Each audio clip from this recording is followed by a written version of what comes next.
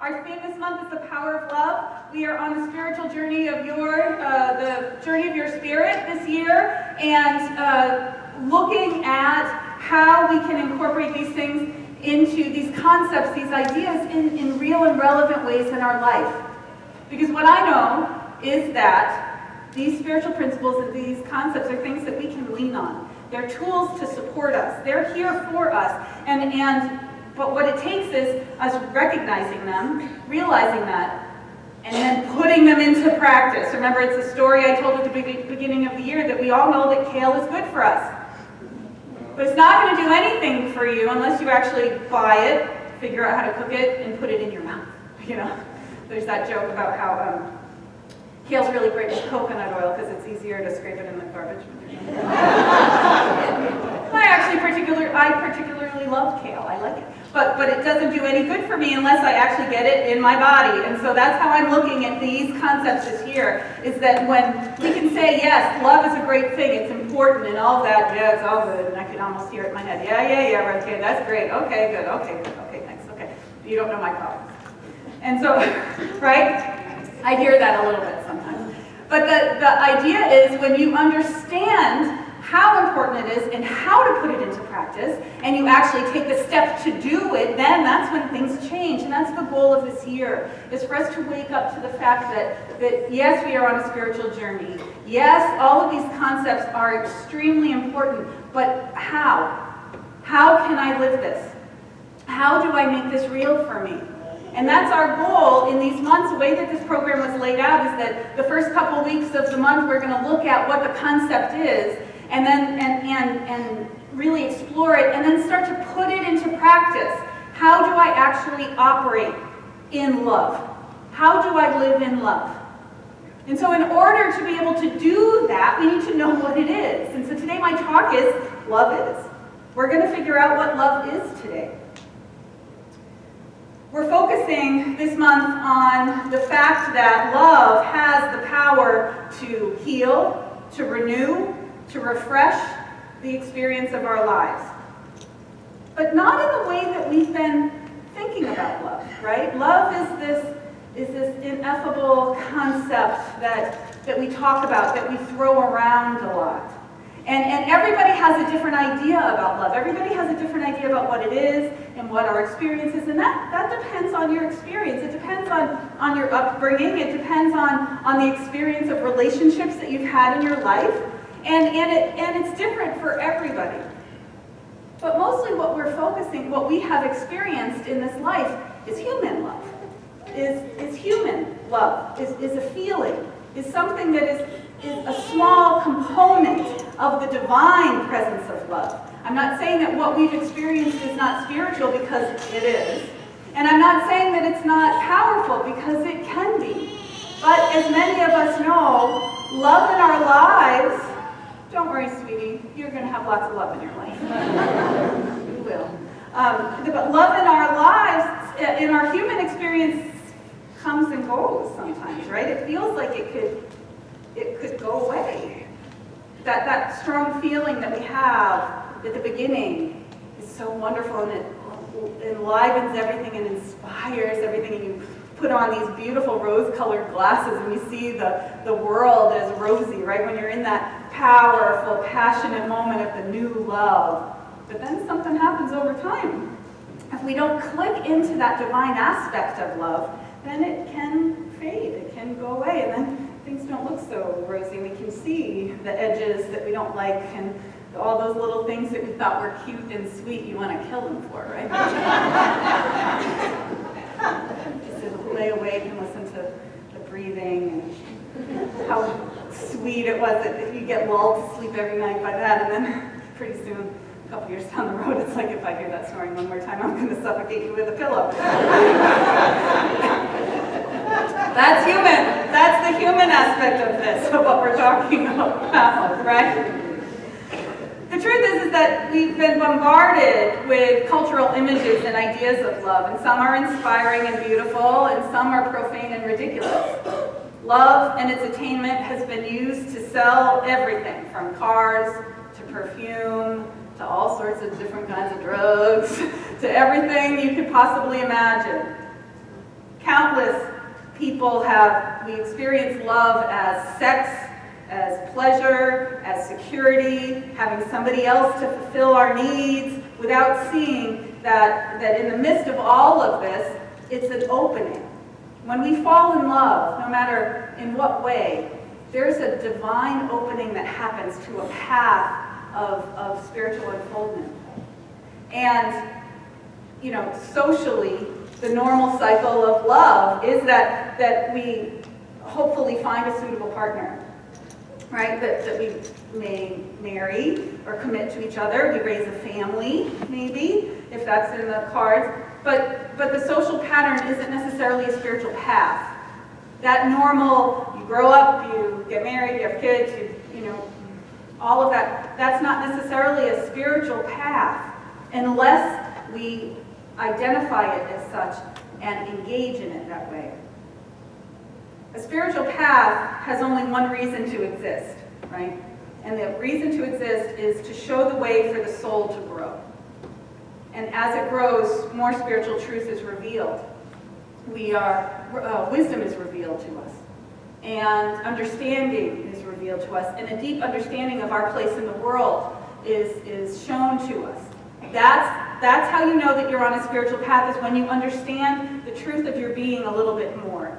And so yes, I think that spiritual relationship, we're going to talk about this next week, but spiritual relationship is the hardest path to growth. I think anybody who's in relationship right now, I think you should pat yourself on the back, because it's not easy. It's so much easier to be a monk on a hill, go to the mountain and be a monk and meditate and chant, and that sounds great sometimes, that sounds really great. But to be the monk of your life, to be the monk engaged in your life, in interaction and through our relationships, and particularly a committed relationship with somebody, that is a challenging spiritual path. And I credit each and every one of you who has said yes, because it takes so much for us to be able to be vulnerable, for us to be able to be so clear with ourselves enough that we can share ourselves with someone else, that we can be present to them, and we can walk a path together of working it out, right? Because that initial spark, thank God there's that initial spark, right? There's that initial spark that pulls us together and flames everything on the inside, makes you all gooey and all that great stuff. I'm not going to go that far there, but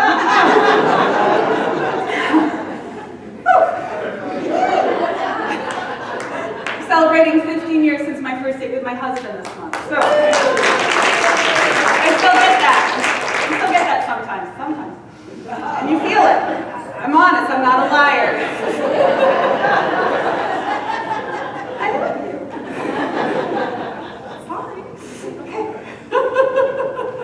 I was going somewhere and I lost my train.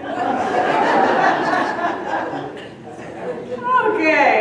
Well, it's important that we have that, right? Because what it does is it pulls us together, it links us, it allows something new to open within us, we feel something powerful. And then as we start to journey together, as you start to create together, then you start from that place of connection. And we have an opportunity. We have an opportunity to allow this other person to be a reflection to us. That's what we were talking about in our month of wisdom, is that last month, is that everything around us is a reflection, showing us, it's a mirror, showing us different aspects of ourselves. And when you are courageous enough, and when you are powerful enough to be vulnerable and show who you truly are to another person, that's the divine spiritual path, and that's a divine spiritual gift of being in relationship. Because so often we hide our true nature to the world. We're afraid of giving our own gift. We are afraid of being rejected. We are afraid that someone's going to leave us. And I can't promise that won't happen. I can't promise that you're not going to be everybody's cup of tea, right? I know that for myself. I know I'm not everybody's cup of tea. I get that, really. Don't worry, I really know that. But that's not going to stop me from being who I am. And I really hope it's not going to stop you from being who you are, because that's why you're here. Your soul is here to be you, to express who you are, to give your gifts, and to love fully, just as you are. You are a divine emanation. You are a divine gift of God unto the world. You are a channel of love in this world. That's who you are. And when we are afraid to show our love for someone, when we are afraid to, and we hold back, and we don't say what we know, what we're inspired to say, then we are cutting off that divine flow of love in the world. And you know what? The world needs it right now. This world is in a crisis of love, I think. And what I actually believe is that all the stuff that's happening in the world right now is happening to wake us up to this. To wake us up to the fact that this is an important moment, and this concept of being the divine love and the true power of love itself it's being called forth through each and every one of us. And so this is not some silly romantic idea. I'm not going to talk about all the sweet little romance and flowers and chocolates and all of that stuff about how great love is. That's not the level that I'm operating on this month. Those aren't bad, and I do like chocolate. But the more important piece of this is that love is truly transformative. And it's a power and a force. And so often we think or we stay in that small piece of love that we call romantic love, or we call human love. Or our perception of what love is supposed to be, which is, they love me, they're sweet to me, they're nice to me, right? So that whole idea of being patronizing or making it all okay for somebody. Sometimes love is expressed in saying the thing that is the hardest thing to say to someone. Sometimes love is actually being expressed when we can say no to someone else. When you love yourself enough to not allow a boundary to be crossed, to say no. Love is being shown to yourself when you can rise into your knowing of who you are and stand in your power. This is love. It's not just about telling someone that they look pretty today, or making it okay, or saying, "Oh, that's all right," or that's not it. And we're going to talk around love. It's one of those things that if we could really define it easily, then we'd all get it, right? But we're all looking at it. It's like the blindfolded people standing around holding a different part of the elephant, right? Trying to describe what it is. Because someone's going to talk about the tail and how skinny and flippy and furry the tail is. And someone's going to talk about the ear, about how enormous and movie the ear is. I don't even know how to say about it. Someone's going to talk about the flank. Let's just picture it. We all have our own perspective of love, but we're talking about something that's so much bigger than we could ever even imagine. And it's right there at the center of your being. It's right where you are.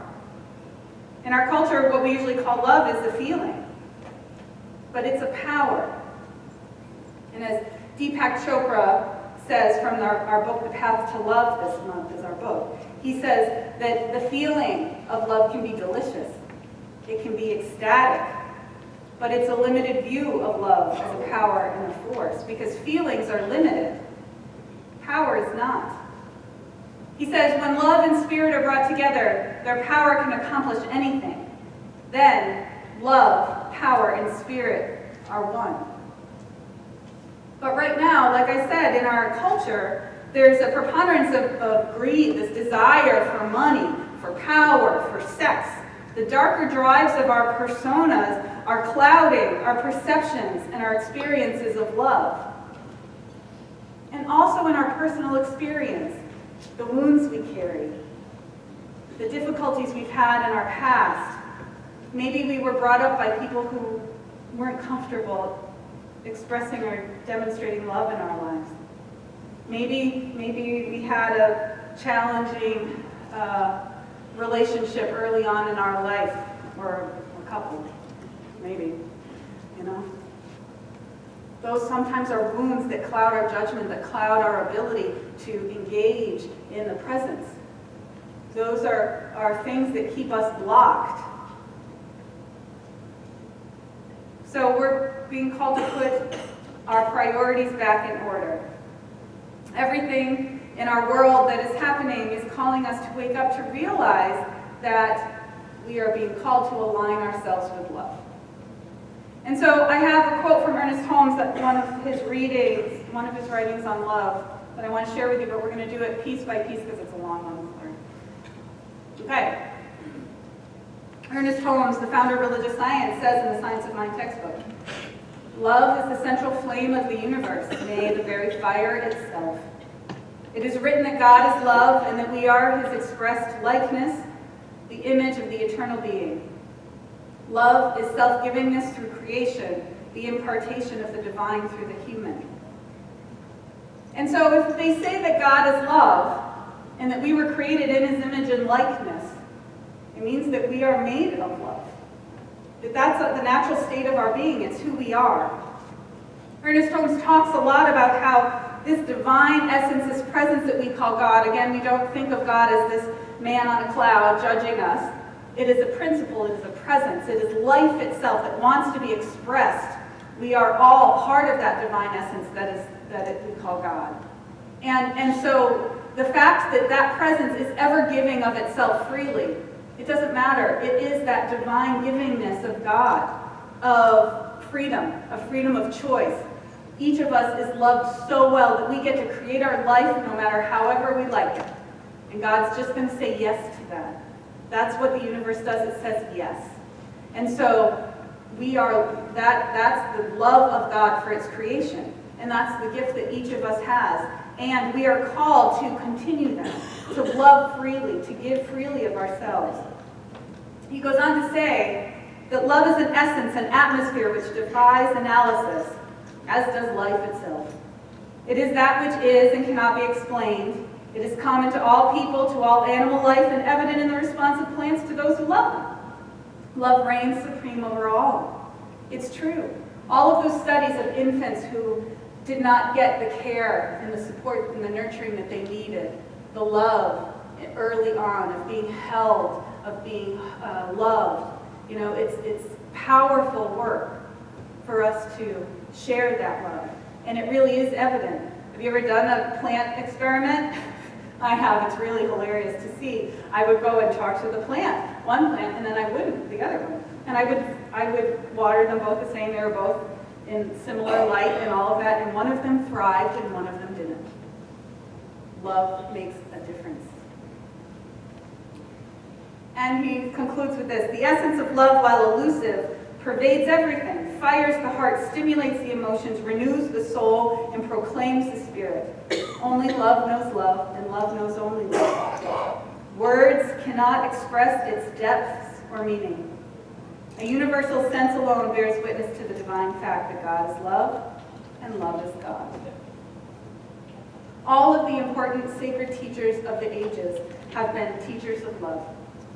The Buddha, Krishna, Jesus, Muhammad, they were all messengers of love. And they came to spread their word that that's the truth of our being. And so we're starting with love along this journey of our spirit because it's the fundamental building block on which we create our lives. And if we are blocking our connection to the divine, if we are afraid to love, if we deny it, if we don't believe in it, then we're blocking our soul's path. And there's no way that we can experience any of the other joys and blessings of life because we are saying no. If we are not allowing ourselves to resonate at that level of being the presence of love, then we are saying no to God. We are closing off that divine channel. And we are, like I talked about a couple weeks ago, the fact that there's a quote that says that even in a downpour, a bucket won't be filled if it's turned upside down, right? We're turning ourselves upside down. If we are not allowing ourselves to be the presence of love, if we are not realizing how important incorporating this in our lives are, we're saying no to God. And so, what Chopra talks about is that the spiritual meaning of love, he tells, the spiritual meaning of love is best measured by what it can do. And so I was going to share this with you. What can love do? Well, love can heal. Love can renew. Love can make us safe. It can inspire us. It can remove fear. It can bring peace, clarity, certainty. Love can harmonize our differences. And love can bring us closer to God. Now, Deepak Chopra in this book, what I love about this, our book for the month, is that he gives us exercises and spiritual practices. And so each week, I'm going to add one of the spiritual practices and the exercises to our Facebook group. So this afternoon, after the Patriots, I'll put this up on Facebook. And so what he encourages us to do with this is that he encourages you to make a bargain with love. He encourages you to take these concepts and use it as a journal exercise. So what you would do is you would take one of them. Love can heal. All right, let's take that for example. And then you write it down on your piece of paper, and then you do a little journaling about what you want to have healed. What do you want love to heal in your life? And he says to be specific about it. For example, I want to heal the anger I have with my father. Okay, write that down. I want to heal the pain I felt because I couldn't give my children what they needed when they were little. I want to heal the pain I feel because I lost a friend. Whatever it is that's true for you, just write it down. And then take another one. Love can renew. I want to renew my enthusiasm for my work. I want to renew my passion for my partner. I want to renew whatever it is. And you write it down. And you do this exercise, you write them down, you make a bargain with love for your soul. And then you put it away for a month. That's all you got to do. It's like an hour. Give yourself an hour to do this. And then you put it away for a month. And then we come back and we see what it is. And then you see what love has done for you. You can see how love as a force moves in your life when you allow it. He invites us that when we feel love, to act on it. He encourages us to speak our hearts, to be truthful, to remain open. And this is how you align yourself with love. Again, Ernest Holmes says, love is the grandest healing and drawing power on earth. It's the very reason for our being. And that explains why it is that people should have something or someone to love. People should have something or someone to love. Do you have something or someone to love in your life? Make sure you do. Make sure you find something to put your attention and practice on. How can you be accepting of this thing, this being, this person? I'll tell you, I got a new one. I've got plenty to love in my life, but my new one is my puppy Daisy. She's this little Maltipoo. She's 6 months old, and she is a little hellion. Holy moly. If you've ever read the book, The Pokey Little Puppy, yeah, that's my dog. We open the door, she takes off running. Like, running. Straight, we live up on a little hill, and she takes off running straight for the cliff to run after the birds that hide in the bushes over there, and she runs over that embankment full out. You know? And there I am running down the hill, trying to keep her safe. I'm trying to balance the keeping her safe and the allowing her to be who she is, right? That's what I want. I just don't want her to be who she is dead down below me. That's what I say. If I keep her a little safe. But so the thing about it is that this puppy, no matter what, I could have to put her in her kennel for a little while, more than I'd like. She's so happy when we come home. She's a being of pure love. And that has been so great as I've prepared for this month, as I've been in prep. Every time I get too caught up in my head about talking about love, I just look at her, and she jumps on my lap and licks my nose, But what is it in your life that you can put your love on? Your children, your partner, a friend, a plant, anything. Have something that you can nurture and love this month. And that's going to connect you to the energy of what we're talking about, and that'll support you. Deepak Chopra also has a spiritual practice that I'm going to have us practice here for a minute. And And he calls it meditating on the heart.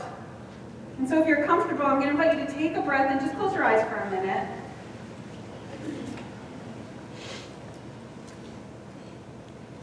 And so what I would like for you to do is to focus your attention on the middle of your chest where your heart is. This is your heart space, behind your breastbone here, right in the center of your chest. That's where your spiritual heart is. Just be aware of your heart as a space. As you breathe and bring your attention there. Don't try to hear your heartbeat or any other sound you think a heart makes as it pumps blood. The heart center you want to find is a point of awareness where feelings enter. In its pure form, it's empty, pervaded by weightlessness, peace, and a subtle light. And this light may appear as white, gold, pale pink, or blue. But again, don't strain to find a light of any kind. You're not trying to sense the purity of the heart center right now. All you need to do is feel whatever is there.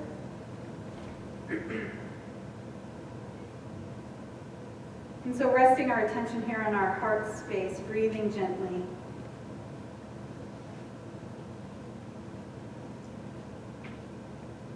Just letting your breath go in and out. And as it does, we gently invite our heart to speak to us. It's not an order, just an invitation to reveal what it wants to reveal unto you. And then our practice is just to bear witness, to spend a few moments listening.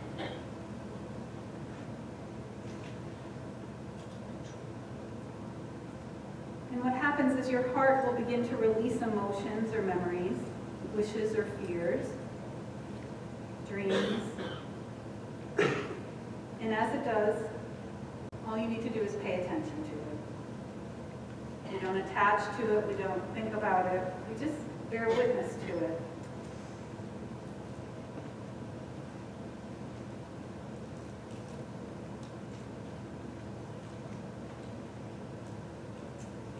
You may almost immediately get a flash of strong emotion, positive or negative, or a forgotten memory. And just let the experience be what it will be.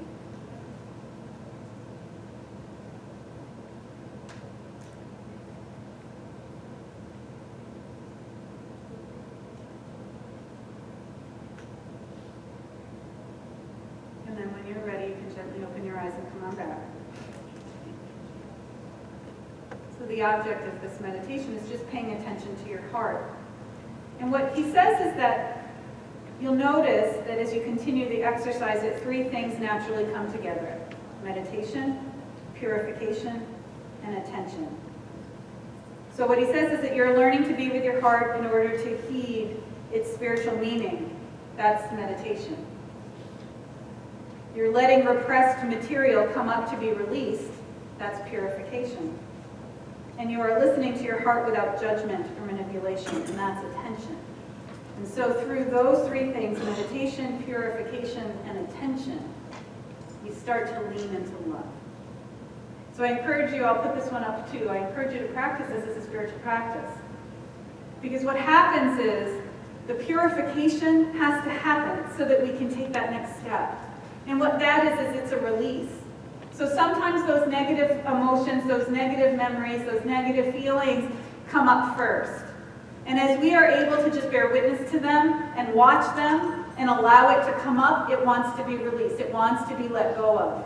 And it's not serving you anymore. It won't be there for long. It may happen a couple of times while you meditate. If you dedicate yourself, I'm practicing this every day this month. If you want to join me and do that as your meditation, that would be great. After a couple of times, what starts to happen is that deeper knowing starts to reveal itself.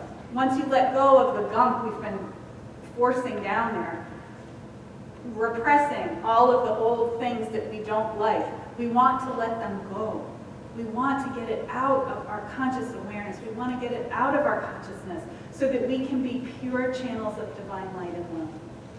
So our goal this month is to be a conduit for love in our lives. I want you to be a center of divine action for love, because I know that it's a powerful force to create what it is that you're wanting. As we learn to align ourselves with love, it becomes a force for good in our lives. One that we can lean on, that we can depend on, a tool that we can use and activate in times of challenge and need. It brings us all we need to be fully actuated and to experience the divine blessings of life. And so as we begin this spiritual adventure this year, we begin in love, because all things are created out of it. It is that force for good. It is that power and that presence that is the truth of our being. And our intention for this month, as we step through these Sundays, as we walk through this journey together, I know that we step out of February, each as a divine, pure channel of love for this world. And it makes a difference for us, and it makes a difference for everyone. And so it is.